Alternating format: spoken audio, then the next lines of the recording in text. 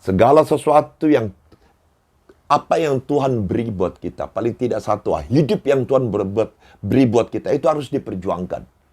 Dasari setiap perjuangan hidup kita dengan berharap dan bergantung kepada Tuhan. Tidak ada yang lain.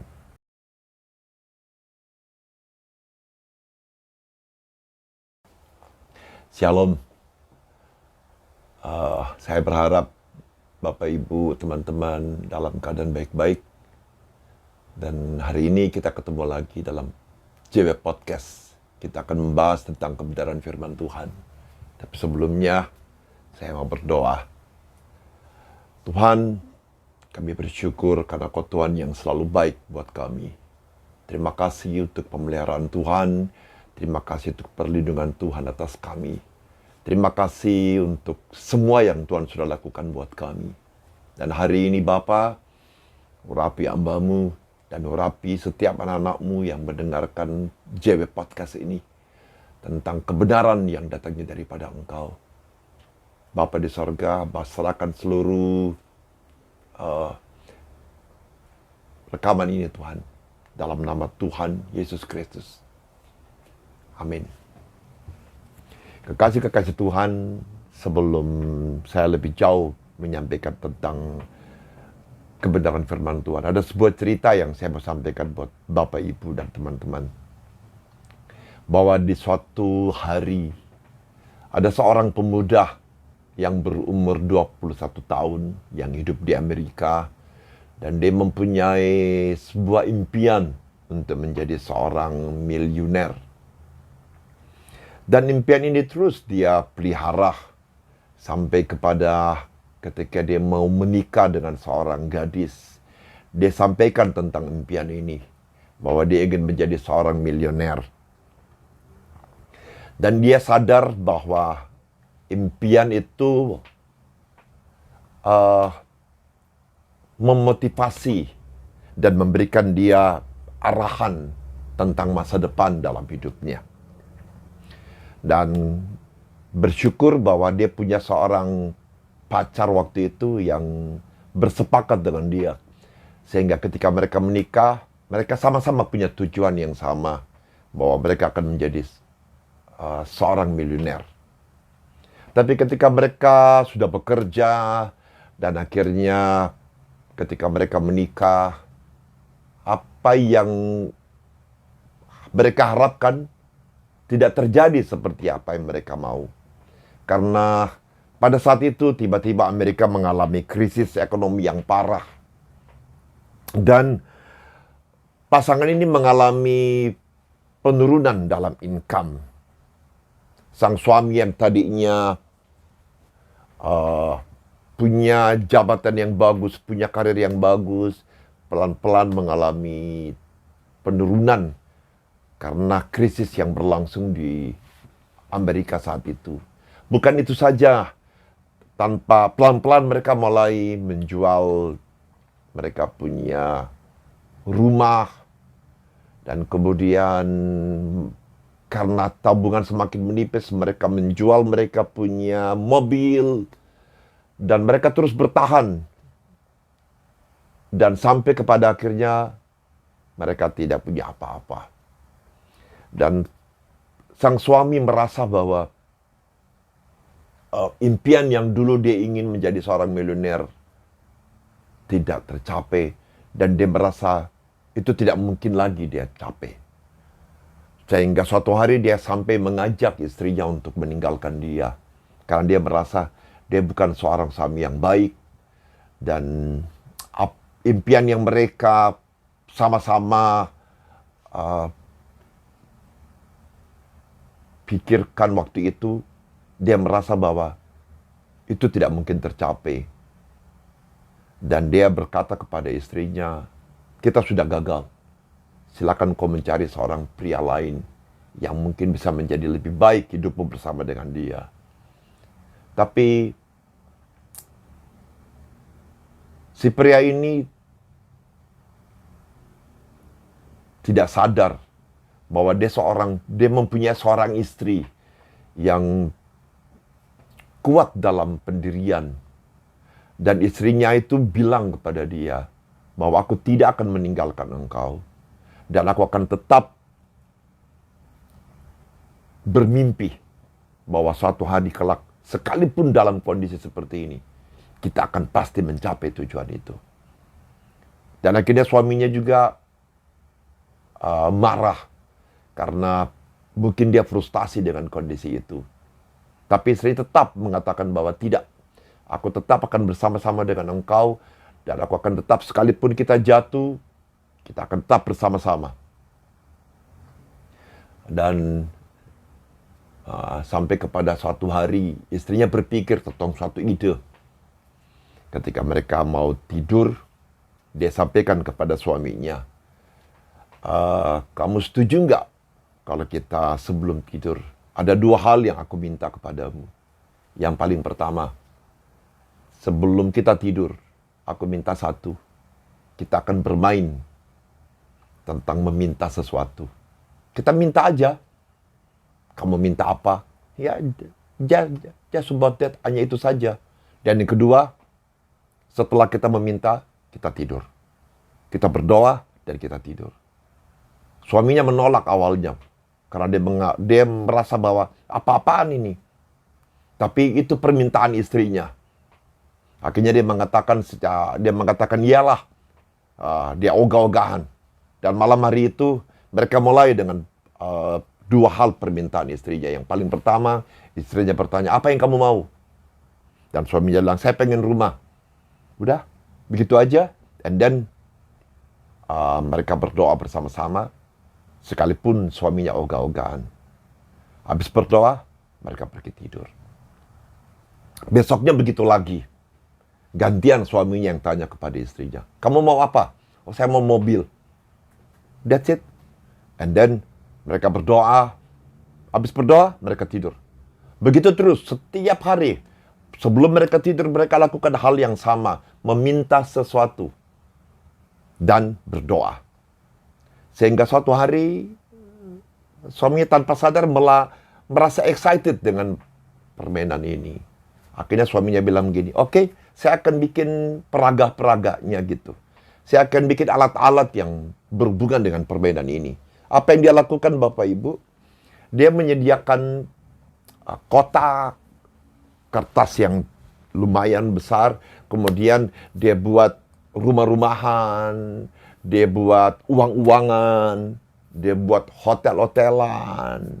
Dan dia buat semua itu yang sesuai dengan kira-kira apa yang kita minta. Sampai kepada stasiun kereta api dan sebagainya. Dan itu mereka mulai bermain dengan alat-alat yang suaminya siapin. Jadi ketika mereka minta hotel, ada hotelnya. Dan mereka beli dengan uang-uang yang mereka siapin. Bapak Ibu, teman-teman, kalau kita lihat sekarang, kira-kira ini permainan seperti apa sih? Bapak Ibu, ini permainan yang sering kita main sampai sekarang. Dan mungkin anak-anak sekarang udah jarang karena dunia udah berubah. Tapi dulu ini permainan yang sangat populer. Dan mungkin sampai sekarang masih ada. Dikenal dengan permainan monopoli.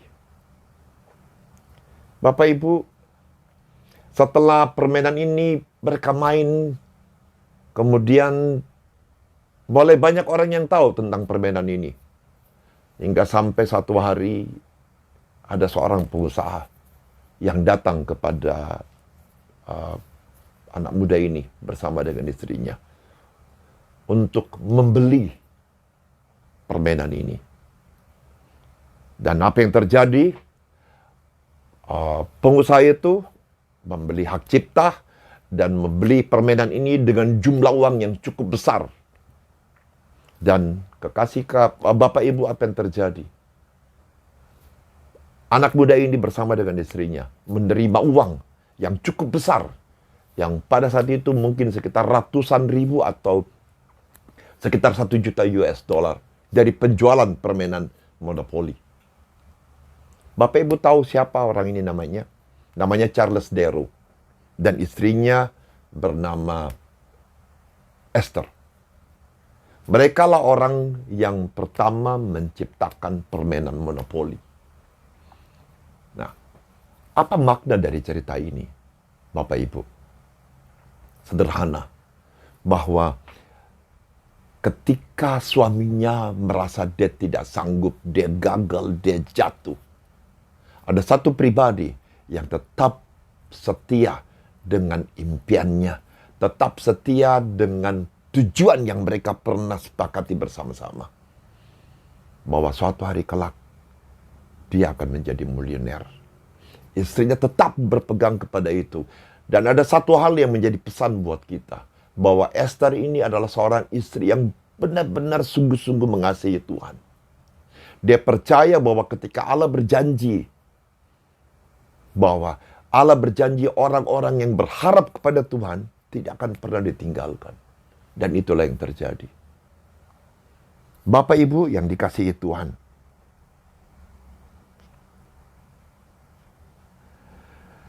Ketika mereka jatuh, mereka tidak kehilangan pegangan. Ketika mereka gagal, mereka tidak kehilangan pengharapan. Istri Esther, istri dari Charles Darrow ini, percaya bahwa Allah yang dia sembah adalah Allah yang hidup. Allah yang berfirman, maka pasti jadi. Allah berjanji bukan saja buat Esther, tapi buat kita juga. Bahwa dia sekali-kali tidak pernah meninggalkan kita. Esther dan Charles Darrow mengajar kita tentang satu hal. Karakter sangat menentukan masa depan. Satu kebenaran firman Tuhan yang saya akan bacakan buat Bapak Ibu. 1 Timotius 4 ayat 10. 1 Timotius 4 ayat 10. Itulah sebabnya kita berjerih payah dan berjuang. Karena kita menaruh pengharapan kita kepada Allah yang hidup. Juru selamat semua manusia. Terutama mereka yang percaya. Saya ulangin sekali Bapak Ibu. 1 Timotius 4 ayat 10. Itulah sebabnya kita berjerih payah dan berjuang. Karena kita menaruh pengharapan kita kepada Allah yang hidup. Juru selamat semua manusia. Terutama mereka yang percaya. Ada 2 poin yang kita belajar dari kebenaran firman Tuhan ini yang dilakukan oleh Charles Darrow dan Esther, istrinya. 1, berjuang, jerih payah. Hidup ini selalu ada yang harus diperjuangkan. Ada usaha-usaha, ada jerih payah di dalamnya. Ada keringat, ada kerja keras. Dan sejak kita lahir, harus ada sesuatu yang diperjuangkan. Semua proses-proses yang kita alami dalam hidup kita secara natural harus diperjuangkan Bapak Ibu. Karena kita bukan cuma sekedar hidup. Tapi hidup kita harus perjuangkan karena ada hal-hal yang harus kita capai. Baik dari hari ke hari, dari bulan ke bulan, dari tahun ke tahun, sampai kepada ukuran masa depan. Dan setiap orang Tuhan menaruh beban, Tuhan menaruh maksud dan tujuannya buat kita masing-masing itu berbeda. Oleh karena itu kita sering dengar orang mengatakan begini, kita harus jadi orang. Bapak Ibu, berjerih payah dan berjuang. Hidup harus diperjuangkan. Segala sesuatu apa yang Tuhan beri buat kita, paling tidak satu, hidup yang Tuhan beri buat kita, itu harus diperjuangkan. Bahwa hidup yang kita jalani adalah hidup seperti yang Tuhan mau. Dan Tuhan mau bukan cuma sekedar hidup.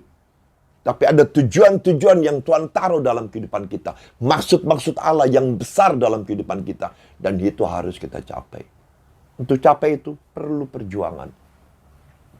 Ada air mata di dalamnya. Ada keringat di dalamnya. Ada jatuh bangun di dalamnya. Tapi ketika kita jatuh, kita tahu untuk harus bangun. And make it. Tetap setia. Tetap taat. Tetap percaya. Bahwa apa yang Tuhan janjikan. Tuhan pasti berikan buat kita. Bagi orang-orang yang teguh melakukan semua itu. Dan yang kedua, menaruh pengharapan kepada Allah yang hidup. Dasari setiap perjuangan hidup kita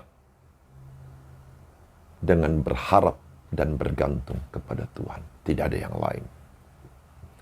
Kita percaya bahwa pengharapan kita di dalam Tuhan tidak pernah mengecewakan. Dalam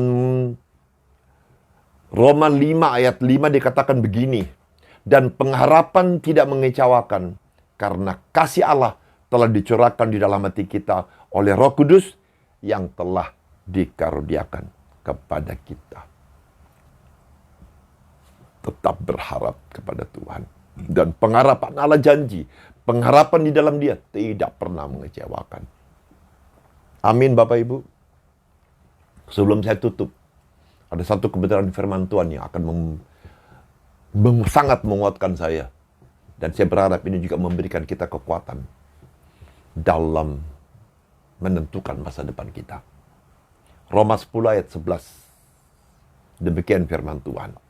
Karena kitab suci berkata, barang siapa yang percaya kepada Dia, tidak akan dipermalukan. Sekali lagi Bapak Ibu, Roma 10 ayat 11. Karena kitab suci berkata, barang siapa yang percaya kepada Dia, tidak akan dipermuliakan. Bapak Ibu, ini janji Tuhan. Dan ini bagian Tuhan. Bahwa ketika Allah berjanji, Dia harus lakukan. Dia kudu, wajib, mutlak untuk lakukan. Dan kita punya Allah yang ketika Dia berjanji, Dia tanggung jawab untuk melakukan. Pertanyaannya, apa bagian kita? Bagian kita berjuang. Bagian kita berharap kepada Tuhan. Bagian kita tetap percaya kepada Tuhan. Bahwa apa yang Tuhan janjikan buat kita, bagi orang-orang yang berharap dan percaya kepadanya, hal itu disediakan bagi kita. Jika Bapak Ibu setuju dengan saya akan berdoa buat Bapak Ibu. Mari tundukkan kepala. Kami bersyukur untuk kebenaran firman-Mu hari ini ya Tuhan. Terima kasih untuk contoh yang dilakukan oleh Charles Darrow dan istrinya. Bahwa ketekunan, kesetiaan, ketaatan, dan terus berpegang teguh kepada janji-janji-Mu. Berpegang teguh kepada apa yang Tuhan rencanakan dalam kehidupan kita. Pasti jadi. Terima kasih Bapak, terima kasih. Kami percaya hari ini kalau kami mendengar kebenaran firman-Mu. Kami percaya, kami mau Tuhan. Untuk apa saja yang terjadi dalam kehidupan kami. Kami tidak akan berhenti untuk tetap berjuang. Dan tetap berharap kepada Tuhan. Karena pengharapan di dalam Engkau tidak pernah mengecewakan. Hamba-Mu berdoa buat Bapak Ibu, buat anak-anak, buat siapa saja yang menyaksikan sharing kebenaran firman Tuhan ini. Biarlah ya Bapa, apa yang menjadi rencana-Mu, menjadi maksud-Mu dalam kehidupan mereka. Jadi, berikan mereka hikmat, berikan mereka kemampuan untuk terus tetap teguh kepada rencana-Mu, kepada maksud-Mu ya Tuhan. Terima kasih Bapak, terima kasih. Aku melepaskan berkat-Mu turun atas mereka. Berkati hidup mereka. Berikan mereka kekuatan, berikan mereka hikmat. Dan terlebih daripada itu, pengharapan di dalam Engkau terus nyata dalam kehidupan mereka. Terima kasih Tuhan Yesus. Segala puji hormat kemuliaan hanya bagi-Mu. Dalam nama Yesus, kami sudah berdoa. Amin. Terima kasih Bapak Ibu. Sampai ketemu di podcast selanjutnya. God bless you.